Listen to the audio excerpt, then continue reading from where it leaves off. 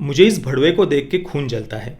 इसकी बात को 2 मिनट्स तक सुन लेना मुझे कानों में सुई चुभने जैसी फीलिंग देता है। ये अगर मेरे सामने आ जाता तो मेरा उम्र कैद तो कन्फर्म था। आज की ताज़ा खबर, प्रतीक बोराडे ने अपनी बेटी को पटक पटक के, आगे आप पढ़ सकते हैं। तो कुछ इस प्रकार के कमेंट्स पिछले 2-3 दिनों से सलमान और शाहरुख खान के फैंस के द्वारा किए जा रहे हैं मेरे बारे में। पिछले 2-3 दिनों में पठान और टाइगर 3 का डेट अनाउंसमेंट वीडियोस को रिलीज़ किया गया इन दोनों फिल्मों के। उस पर मैंने अपना ओपिनियन रखते हुए 2 वीडियोस बनाए हैं। तो उनके नीचे इसी प्रकार के कमेंट्स, गालियों भरे कमेंट्स पिछले 2-3 दिनों से लगातार किए जा रहे हैं। ये मेरे पास तो इतने सारे ये कमेंट्स पड़े हुए हैं कि उनको अगर मैं पढ़ने बैठ जाऊं तो शायद 1 घंटा भी कम पड़ जाएगा।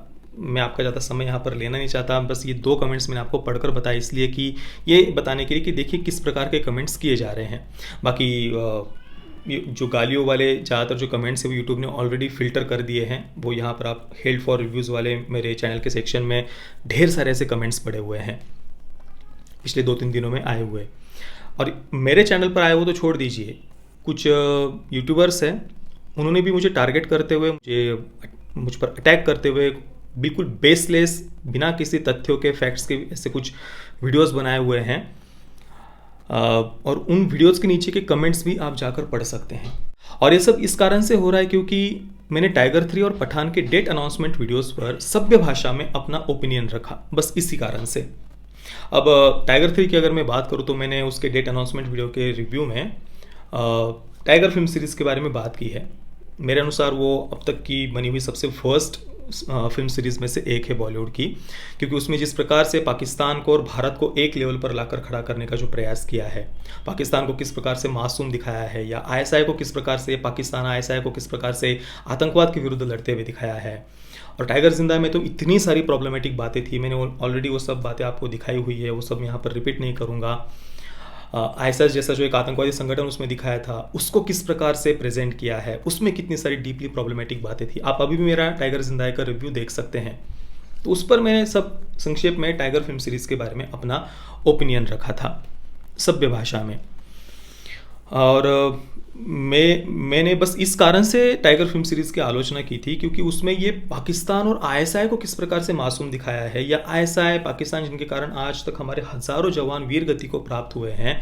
आईएसआई जो एक आतंकवादी संगठन है, कुछ मित्रों ने तो यहाँ तक कहा कि भी आतंकवादी संगठन नहीं है, इंटेलिजेंस एजेंसी है आईएसआई। तो ये आईएसआई जैसा एक आतंकवादी संगठन जिनके द्वारा भारत में कितने सारे आतंकवादी हमले हुए हैं, हमारे हज़ारों जवान वीर गति को प्राप्त हुए हैं। पिछले 70 वर्षों में अगर हम देखें तो 1947 के समय पाकिस्तान में जो हिंदुओं की जनसंख्या 18 से 20% थी, वो आज 1% से भी कम बची है पाकिस्तान में। तो पिछले 70 वर्षों में जो ये हिंदुओं का नरसंहार हुआ है, आए दिन आज भी हम बीच बीच में सुनते रहते हैं कि वहाँ पर हिंदू बहन बेटियों को उठाकर कैसे उनका ज़बरदस्ती धर्मांतरण कर दिया जाता है। तो ये इस प्रकार से जो जेनोसाइड हमने देखा है पाकिस्तान में पिछले 70 वर्षों में, और फिर भी अगर कोई फिल्म मेकर भारत में ही फिल्म बनाकर पाकिस्तान को मासूम दिखाए, या आईएसआई को ही आतंकवाद के विरुद्ध लड़ते हुए दिखाए, या आईएसआई और रॉ को एक लेवल में लाकर खड़ा करने का प्रयास करे, या भारत और पाकिस्तान को एक लेवल में लाकर खड़ा करने का अगर कोई प्रयास करता है, तो भाई क्या इसकी आलोचना नहीं होनी चाहिए?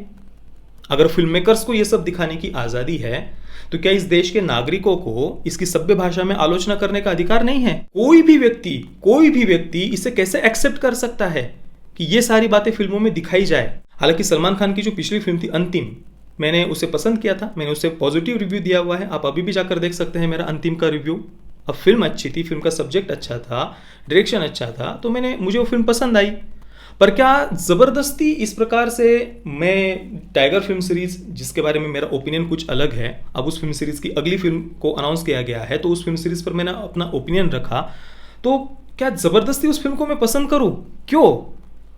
क्या ये अपने आप को जो बहुत लिबरल कहते हैं, जो जिन दूसरे यूट्यूबर्स ने बड़े मुझ पर अटैक करते हुए जो वीडियोस वगैरह बनाए हुए हैं, बड़ा अपने आप को लिबरल कहते हैं, तो क्या इस देश के नागरिकों को ऐसी कोई प्रॉब्लमेटिक बातें अगर फिल्मों में दिखाई जाए, उसकी आलोचना करने का अधिकार नहीं है?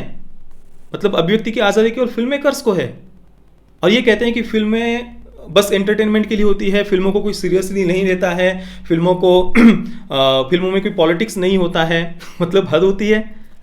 तो ये कैरेक्टर्स कहाँ से उतरे? ऐसे आकाश से ऐसे टपके हैं धरती पर, ये पाकिस्तान को, आईएसआई को मासूम दिखाना, भारत पाकिस्तान को एक लेवल पर लाकर खड़ा करना, ये डायलॉग्स ये जिन्होंने लिखे हैं, ये कहानी जिन्होंने लिखी है, ये कैरेक्टर्स जिस प्रकार से लिखे गए हैं, वो क्या अटपान अपने आप से ऐसे आकाश से टपके हैं? इनको लिखा गया है ना, कुछ सोच समझ कर ही लिखा जाता है ना। ये फिल्म मेकर्स खुद रात रात भर जग कर ये कैरेक्टर्स लिखते हैं, ये कहानियां लिखते हैं ना। वो अपने ही विचारों को फिल्मों के माध्यम से, आर्ट के माध्यम से, कला के माध्यम से सामने रखते हैं ना। और ये कहते हैं कि फिल्मों को कोई सीरियसली लेता नहीं है, तो भाई इतना क्यों ऑब्सेस्ड हो इस फिल्म से फिर? हाँ, ये ऐसे कमेंट्स पढ़कर हमें पता चलता है कि आज की यंग जनरेशन का एक बहुत बड़ा हिस्सा इस बॉलीवुड के कारण किस प्रकार से उनका ब्रेन वॉश हो गया है, किस हद तक मानसिक और बौद्धिक पतन हो गया है आज की जनरेशन के एक बहुत बड़े हिस्से का, इसी इंडस्ट्री के कारण। इस इंडस्ट्री से ये लोग इतने ऑब्सेस्ड हो गए हैं, इतने ऑब्सेस्ड हो गए हैं कि एक फिल्म की आलोचना तक ये नहीं सुन सकते हैं, और ये कहते हैं कि फिल्में कुछ असर नहीं करती है, फिल्मों को सीरियसली नहीं लेना चाहिए। सीरियसली तो आप लोग ले रहे हैं, और इसी कारण से तो आप आलोचना सुन नहीं पा रहे हैं ना। अगर आप सीरियसली नहीं लेते तभी तो आप उसकी आलोचना कर पाते। आप ऑब्सेस्ड हो फिल्म इंडस्ट्री से, किसी कलाकार से, फिल्मों से, इसी कारण से आप आलोचना नहीं सुन पा रहे हो। मतलब देखिए बॉलीवुड ने किस हद तक आज हमारे देश की यंग जनरेशन का एक बहुत बड़े हिस्से का कैसे ब्रेन वॉश कर दिया है कि आज उन्हें फिल्मों में अगर पाकिस्तान को मासूम दिखाया जाए, या पाकिस्तान प्रेम हमें देखने को मिल जाए, या फिर आईएसआई को ही मासूम और आतंकवाद के विरुद्ध लड़ते हुए दिखा दिया जाए, भारत और पाकिस्तान को एक लेवल पर लाकर खड़ा करने का प्रयास किया जाए, इससे इन्हें कोई प्रॉब्लम नहीं है। फिर भी वो उन्हीं फिल्मों को सर पर लेकर नाचेंगे।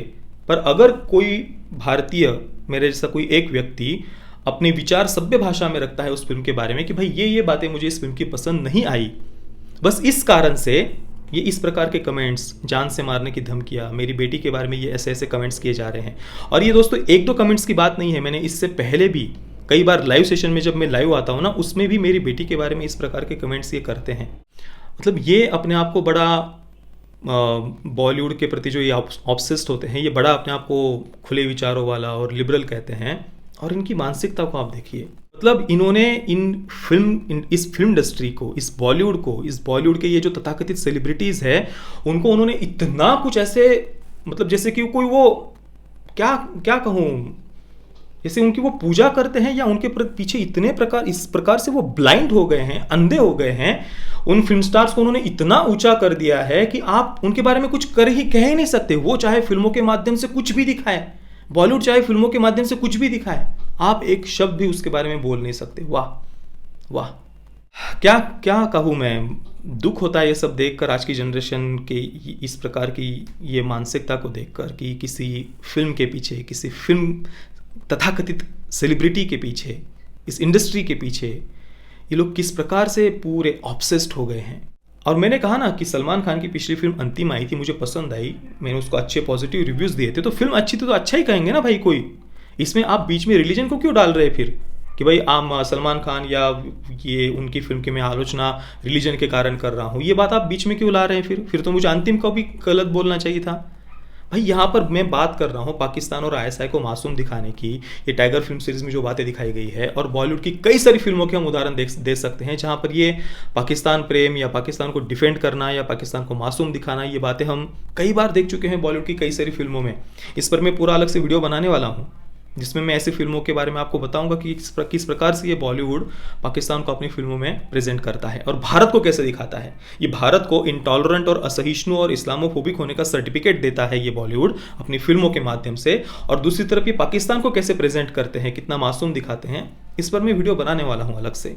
और टाइगर 3 के बाद पठान की भी अगर मैं बात करूं तो पठान के भी वीडियो के नीचे इसी प्रकार की गालियां वगैरह मुझे मिली हुई है।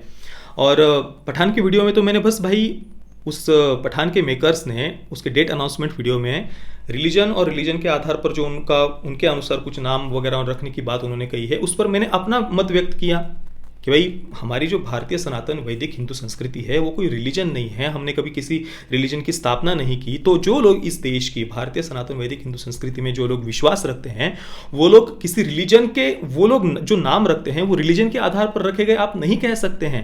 वो लोग इस देश की कल्चरल आइडेंटिटी, वो लोग इस देश का जो इतिहास है, सभ्यता है, संस्कृति है, उसके आधार पर वो लोग नाम रखते हैं। उसको आप उन्हें ये नहीं कह सकते कि आपने रिलीजन के आधार पर नाम रखा है।